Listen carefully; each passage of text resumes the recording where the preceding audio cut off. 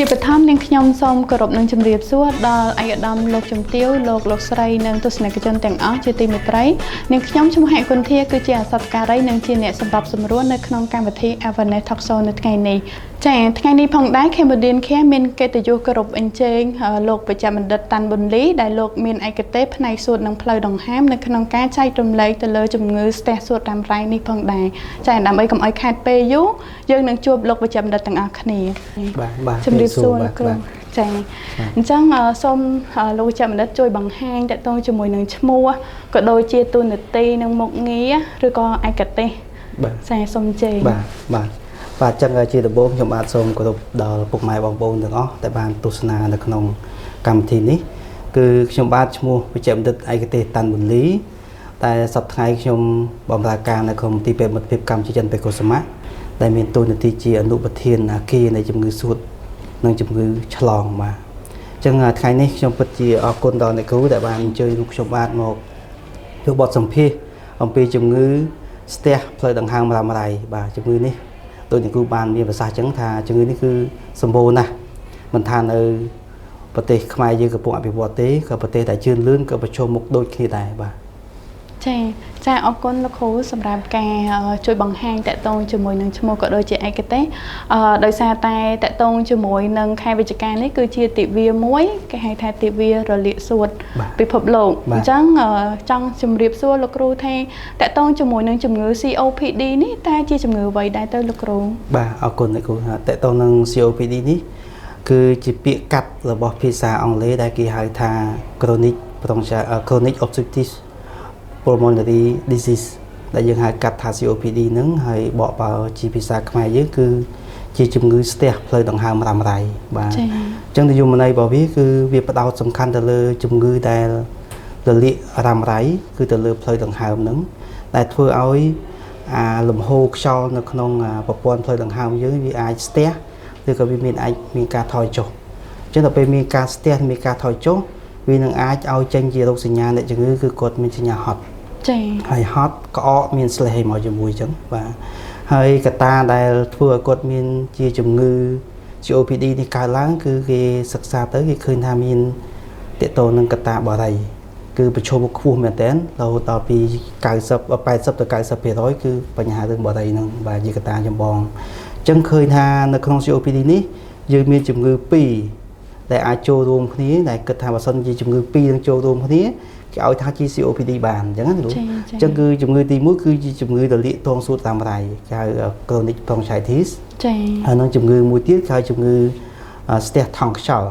គឺជំងឺ emphysema បាទមានអញ្ចឹងចំពោះជំងឺ COPD គឺលក្ខខណ្ឌគឺរបស់គេគឺថាមានជំងឺ2នឹងចូលរួមគ្នាយើងអាចសន្មតថាជា COPD បានអញ្ចឹងអរគុណលោកគ្រូបាទអរគុណលោកគ្រូតកតងជាមួយនឹង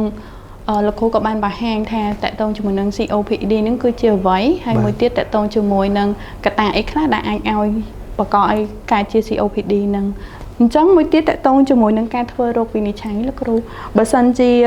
គាត់មានតកតងជាមួយនឹងជំងឺ COPD នេះថាតើគាត់អាចធ្វើរោគវិនិច្ឆ័យតាមវិធីណាខ្លះដែរទៅលោកគ្រូបាទអរគុណលោកគ្រូតកតងនឹងការធ្វើរោគវិនិច្ឆ័យគឺយើងធម្មតាយើងអត់ដឹងទេតែទោះតែគ្រូពេទ្យហ្នឹងគឺគាត់បានមានបទពិសោធន៍ខាងជំងឺហ្នឹងហើយធ្លាប់ជួបប្រទះធ្លាប់ព្យាបាលហើយធ្លាប់សិក្សាពីជំងឺហ្នឹងបើយើងអាច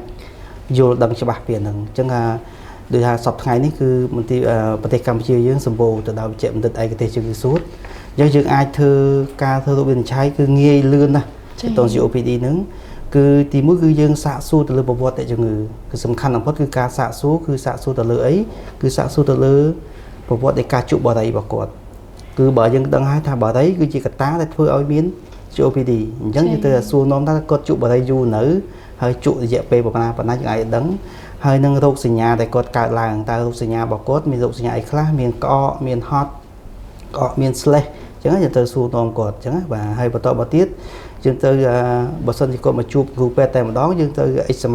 physical examination លើខ្លួនគាត់ពីក្បាលដល់ចុងជើងដែលយើងបង្ខំ focus ជាងគេទៅលើតែរឿងសួតអញ្ចឹងយើងមើលលើសួតតែមិនសិនថាសួតយើងស្ដាប់ទៅគឺសួត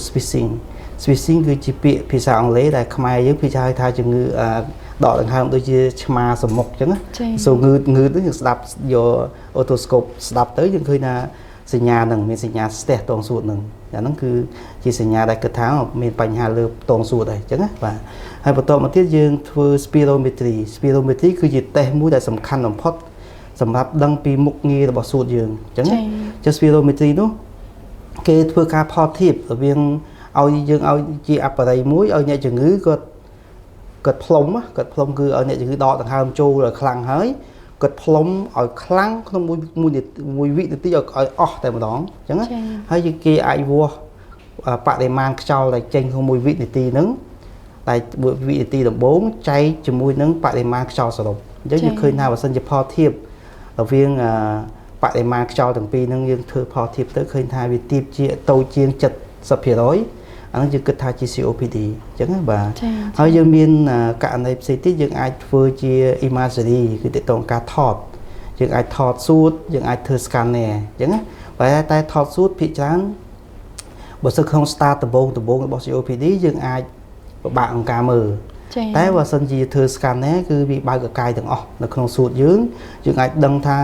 គាត់មាន emphysema អត់យើងអាចដឹងយើងដឹងថាគាត់លាកតងសួតអត់យើងអាចដឹងអញ្ចឹងណាបាទអញ្ចឹង scanner គឺសំខាន់ហើយបន្តមកទៀតយើងអាចធ្វើទៅដល់ការមើលធ្វើ arterial blood gas យើង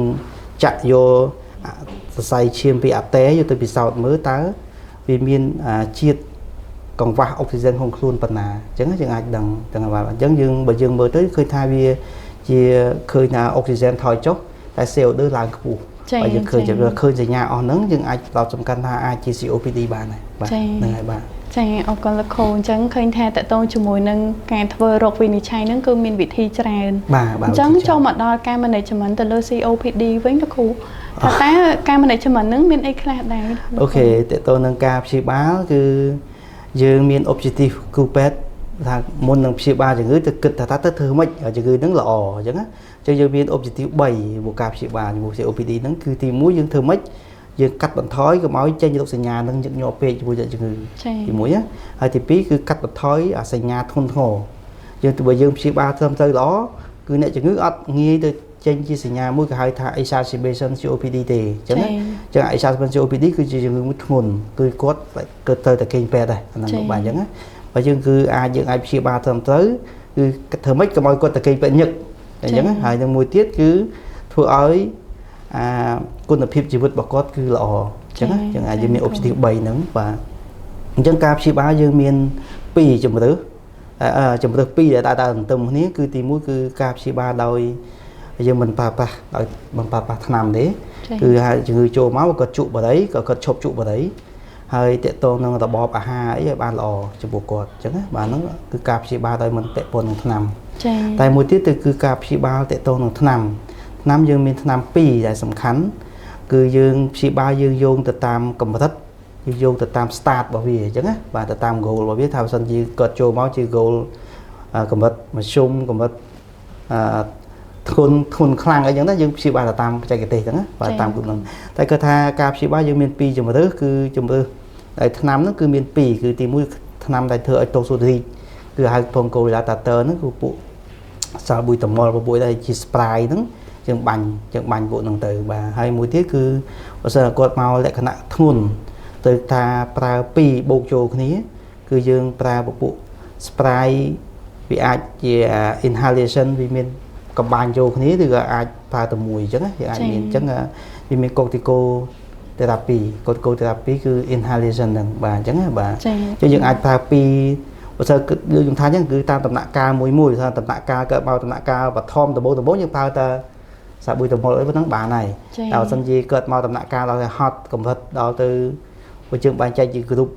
A group B group E យើងអាចប្រើទៅតាមបច្ចេកទេសរបស់គ្រូពេទ្យអញ្ចឹងណាចា៎បាទហ្នឹងហើយបាទចា៎អរគុណលោកគ្រូតកតងជាមួយនឹងការព្យាបាលឃើញថាមិញលោកគ្រូបានបង្ហាញតកតងជាមួយនឹងការព្យាបាលនៅការប្រើប្រាស់ប្រភេទ inhaler spray ហ្នឹងហើយបាទចង់ដឹងថានៅពេលដែលលោកគ្រូប្រើប្រាស់នៅប្រភេទ spray ហ្នឹងតើលោកគ្រូខ្លួនឯងផ្ទាល់ឬក៏អ្នកជំងឺហ្នឹងគាត់ជួបផលវិបាកអីអត់លោកគ្រូអូខេអាហ្នឹងសំណួរហ្នឹងល្អមែនតើគឺពិតជាជួបមែនបាទគឺយើងរកការប្រើប្រាស់អ្នកជំងឺគឺភាគច្រើនគាត់ប្រើអត់សូវបានដូចអ្វីដែលយើងប្រាប់គាត់ទេអញ្ចឹងអ្វីដែលយើងធ្វើជូនគាត់ thà là biết được cà phá cái mình cứ buôn cái phá mình chơi tập phá thì chẳng á chơi cái phá cơ muôn đằng phá ở cột cột lộc ấy cột đọt nọc ấy cột bạch trên đằng hao mà lồng đằng hao trên nhà hơi ở cột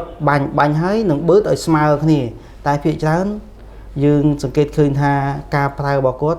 cứ phía trán cột yên phong đôi chia tầm nô kho chơi cà phá bảo cốt cứ ở sơ bàn lò nhẫn thua ơi concentration là bảo năm đại châu được không luôn mà con nó phía chán